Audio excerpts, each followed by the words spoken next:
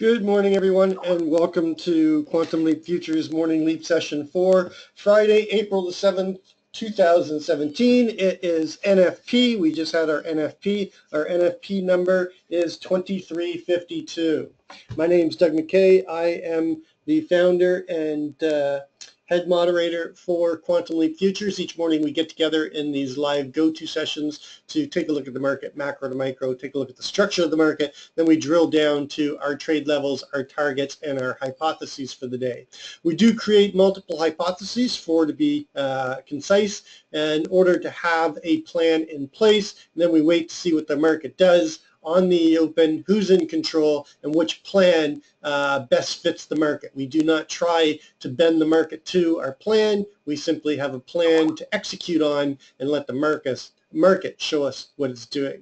This is a subscription room. If you're interested in checking it out, send me an email at quantumleapfutures at gmail.com, quantumleapfutures@gmail.com. There's no website, there's no blog. This is not a commercial venture. We do this live each day in the go-to, and then we do live trading and analysis during the course of the trading day.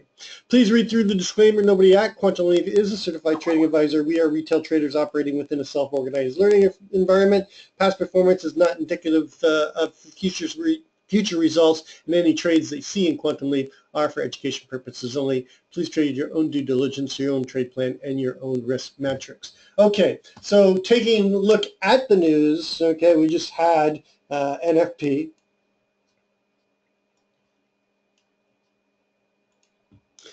So we had Canadian unemployment change. That was a big beat, 19.4 versus 5.7.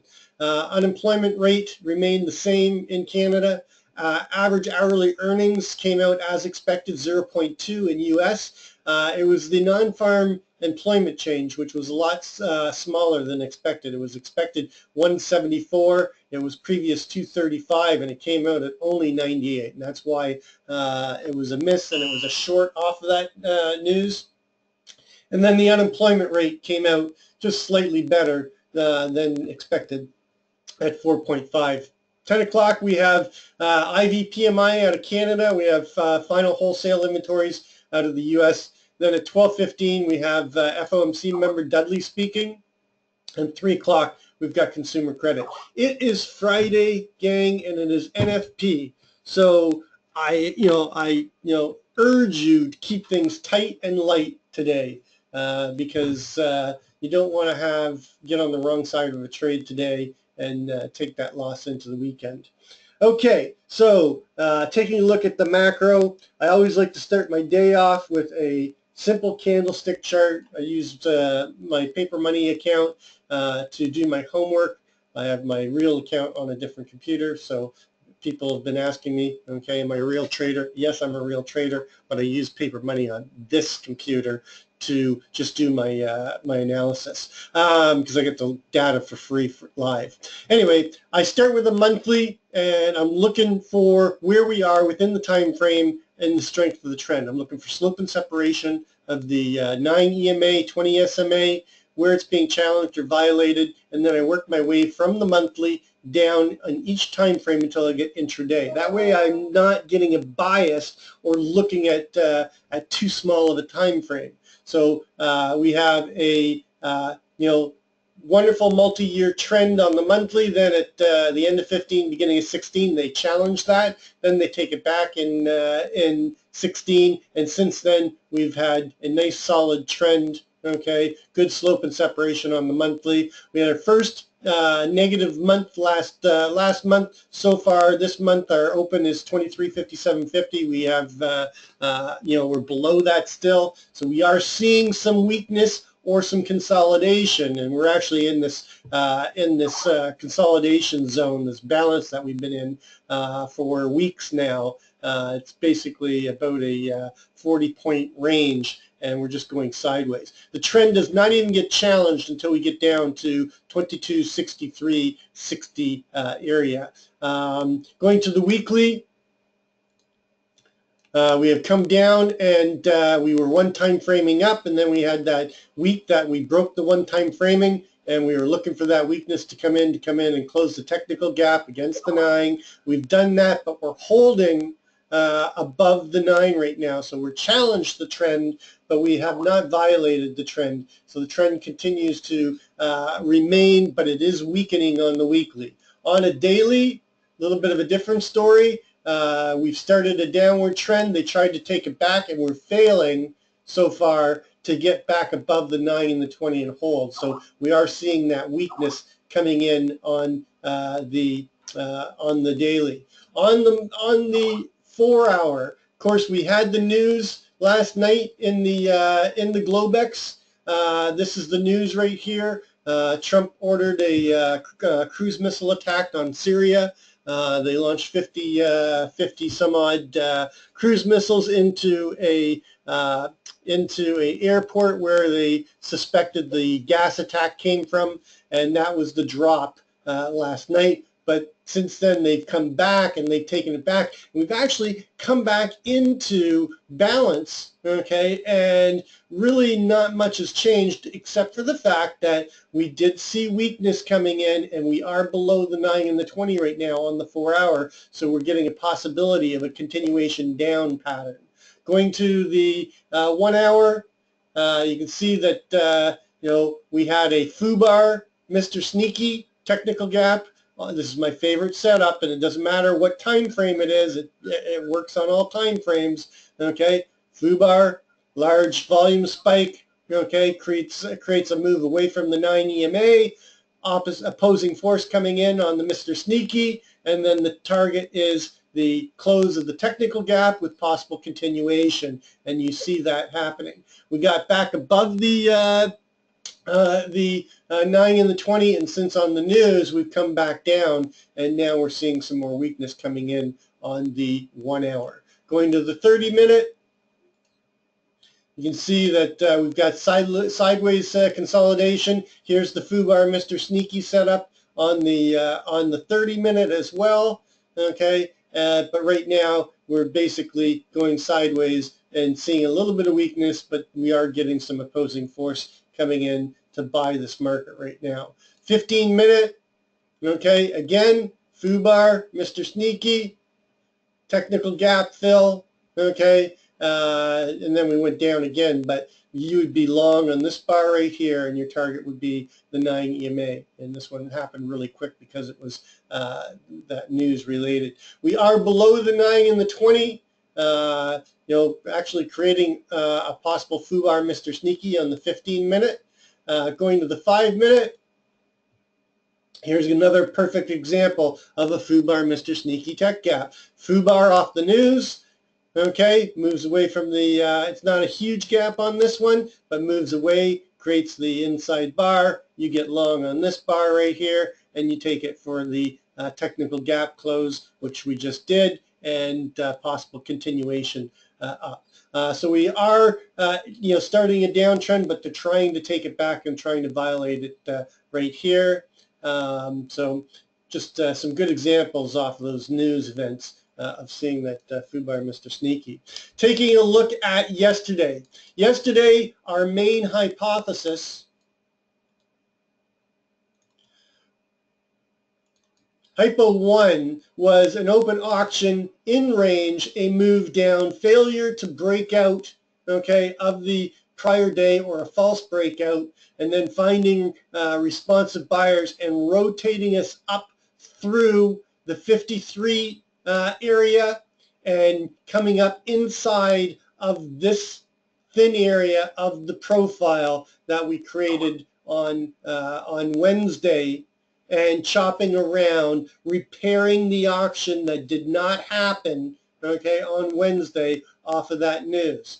And this is a classic example of price rejection, okay, turning into price acceptance as we complete the auction and chop around. Now, we had news yesterday that rotated us down, back down, and tested the low, and we closed basically sideways, okay, and creating kurtosis in around the 53.75 VPOC, okay, for a very balanced day. And then in the Globex, up until that news event. We were basically just chopping around there, waiting for the non-farm. We expected the market to move sideways, into the NFP this morning. Well, stuff happens and news events happens and news events revalue the market. They took it down, but what did they do? They worked it all the way back up,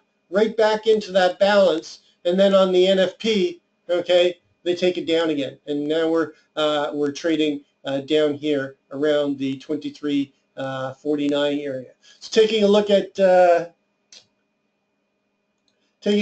the composite. All right, so this is the balance that we're talking about.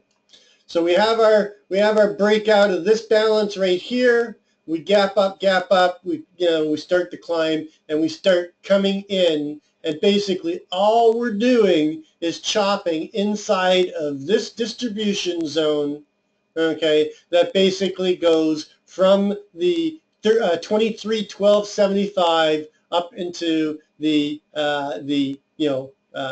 adjusted high up at 23.98. The overall, and I'm going to bring yesterday in.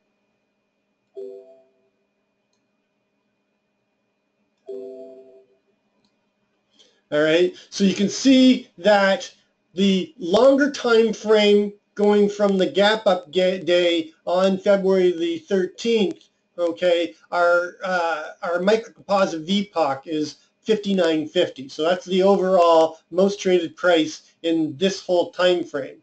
Then we had the breakout Tuesday, okay, last Tuesday, not this Tuesday of this week, Tuesday of last week, that broke us out of that balance, took us back down to where we accepted price after the breakout and the gap up. We come down to that 23.19, find the buyers, and we rotate back up towards balance, and since then we've been chopping around. Now, the 7-day microcomposite was running higher, but it's now shifted. So I can get rid of this profile right here because it's not needed.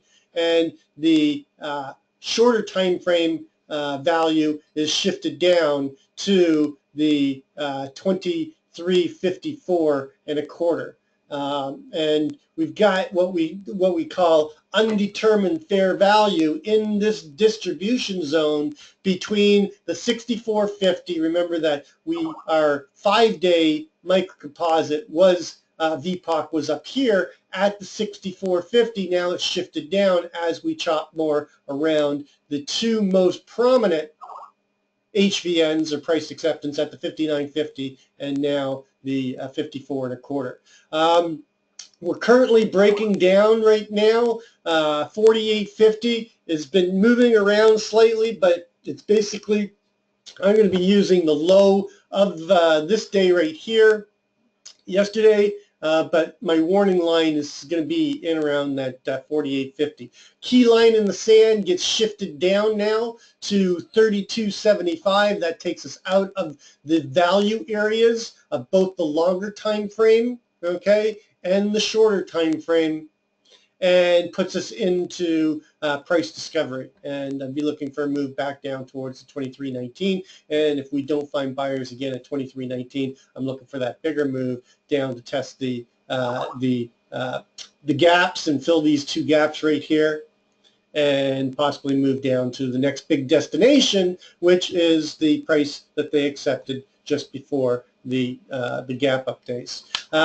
Key levels to watch above is the 64.50 area. If we can come up and accept that 64.50, then I'm looking for a move back to test the value area high of the longer time frame, which is now sitting at 71. And anything above 71, I'm targeting 76 and 82.75, and really looking for the unadjusted unequalized high between the March contract, which is 24.01, and the June contract, which is 23.98. All right, so taking a look at the numbers and moving over to our trade chart. All right, so our overnight high is at 56.50. It is 56.50, right? 56.50. just one tick below the value area, and our low overnight off of the news is down at 36.75.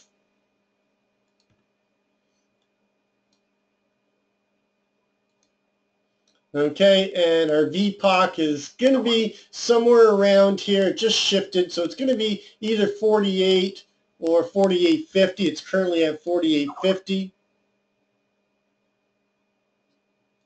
And because this is news related, I'm not going to pay attention to any of the LVNs here because it was, it was generated off of a news event. So that's all the information I really need off of the overnight. All right, so taking a look at our levels, this was a very strong kurtosis around the VPOC, so the value area is a valid value area.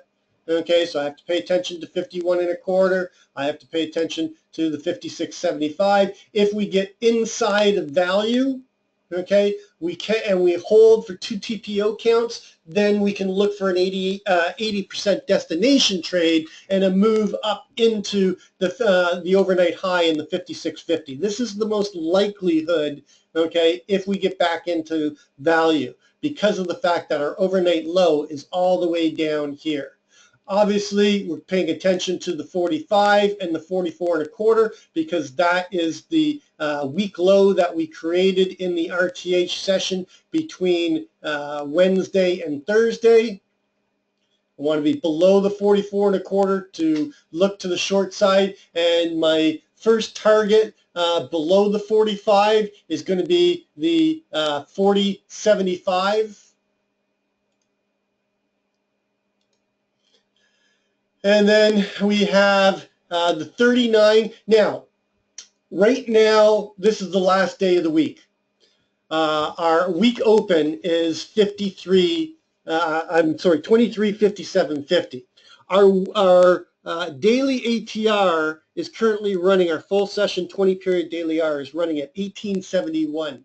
So our weekly critical mass, okay, is down here at the 23.38.75. What does that mean? It means that if we get below the 23.38.75, there's less probability that we'll come up and be able to attack that 57.50 week open and get a positive week. Therefore, we could see capitulation, okay, of the buyers, and the sellers can take control, and we can trend into the end of the week, okay, and without having opposing force. The weekly upside, okay, critical mass is all the way up here at 76.25, and not likely, okay, based on the move from the NFP to see that move back up into that 76. Our weekly ATR has been traversed already, okay, during the course of the week. Our week high is 75. Our week low is the one that we just put in the Globex in the news, 36.75. Therefore, our weekly range, which is running at 35.41, our 20 period weekly ATR has been traversed, okay, already within the week. So not much to worry about there. Now, our daily ATR off of the low, 36.75 plus 18.71, our daily ATR upside target is 55.50.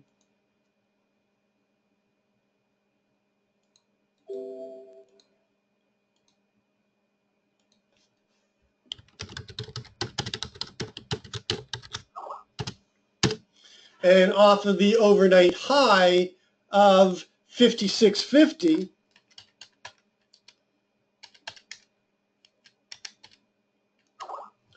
our downside daily ATR is 37.75.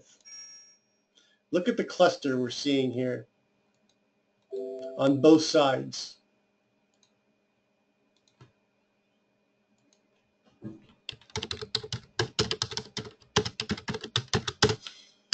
Okay, so we've, we're trading up here. Our NFP number is 2352. I know that it's getting crowded, but it is a crowded space that we're in right now.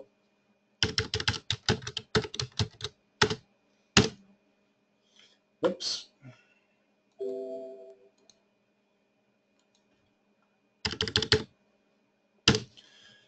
Okay, so we have our downside below the 35 and 36 area. Our key line in the sand is 32.75.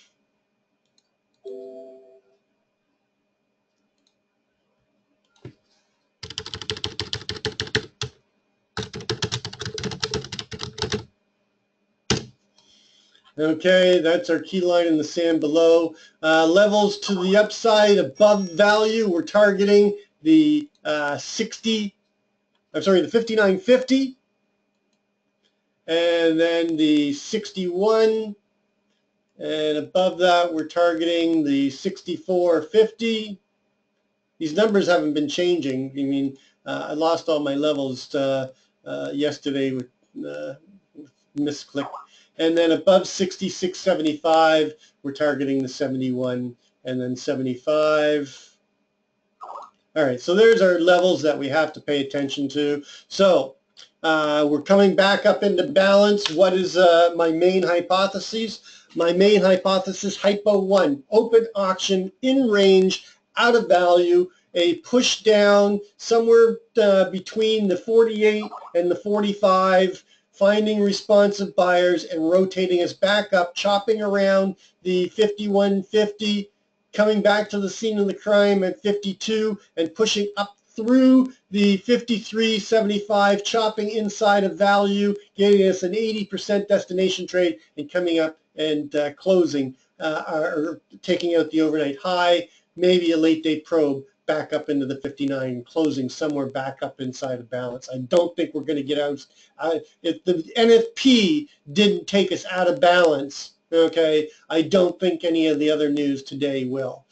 So I'm looking for a rotational day with an upside bias. Hypo number 2 is an open auction in range, in value, a push up to take out the overnight high, push up into 59, find responsive buyers, and then rotate us back down towards the 48 and 45, chop around here with possibly a late day probe down into that 41 again. Hypo 3 is an open auction in range, a push up, chop around the 56 area, 55, trip through value, and then pushing up into the 60, chopping between 60 and 61 and a quarter, and then pushing up and pushing into the 66.75 with maybe a late day probe up into the 71.50 as we continue the auction higher. And then hypo 4 is an open auction, failure to take out the overnight high, find responsive sellers, rotate us down to the 45, chop around here, push down into the 38, break through the weekly ATR down, the critical mass, and the daily ATR down, and push through down into testing the lower side of this distribution zone and testing the 32 with maybe a late day probe down into the 28.75. And closing the week weekly. So those are my main hypotheses. Just take a quick look at gold. I know we've gone long. What time do we have? 9:10. Okay, we're okay. Just want to take a quick look at gold because gold's coming up to another key target.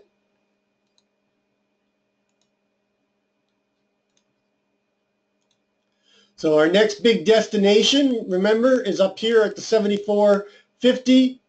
News overnight shot us up to test a high overnight at 73.30, and then we've come back off. So right now we could take a trip back to the 60, but this could be our significant breakout candle of this balance that we've been in. And anything above 64.10, I'm looking for a push up into the 74.40.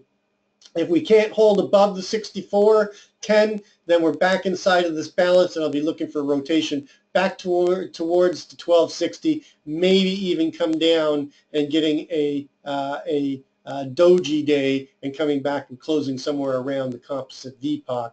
This composite goes all the way back to October the 9th, 2008. And the most traded price in that period is now shifted up to 1250, 480. It was down here at the 1221.70. So we're accepting price higher. Okay, this is a perfect example of coming up, chopping around, accepting price, and then starting to try to go back and continue the price discovery up.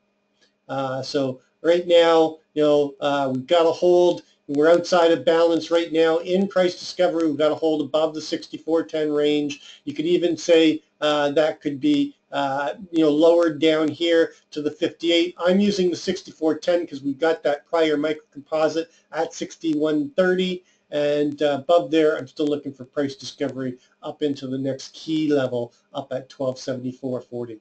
So that's what I'm looking at in gold. That's going to complete our pre-market session. As always, trade well, trade safe, and catch you on the flip side. Keep it tight and light. It's Friday, gang. Don't go into the weekend with a loser. I hate doing that. I hate seeing it happen to others. Have a good day.